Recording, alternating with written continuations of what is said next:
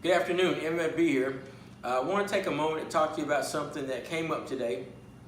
Here in Middle Georgia, we had a SWAT standoff that resulted in our suspect being deceased and two victims being deceased. One that he held hostage for a little while, and another one that I believe that he killed her pretty much immediately.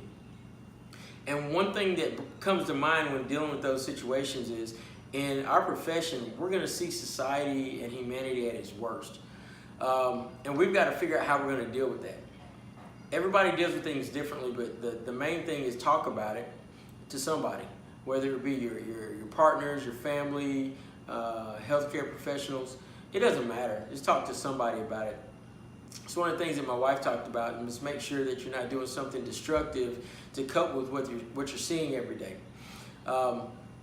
I talked to one of my buddies about a situation that came up, and one thing that bubbled up out of that is that we're called to do this. You're going to see some bad things out there, but the reason that we see them is so the general public doesn't have to see them.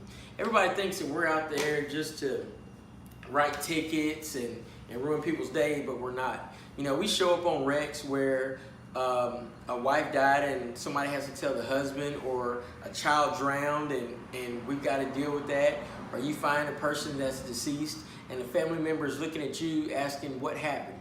Those times are going to come, and they come quite often for us that work in this field. We're called to do this. This is what we do, and I look at it from the perspective that we do this so others don't have to. We do this because we are equipped to do this. When you find that you can no longer do this, it's time to move aside and let somebody else do it. It's nothing wrong with not being able to handle this line of work. That's fine. But while you are in this line of work, you are charged to be that hero that faces these trying times and addresses them for the public. That's what we do.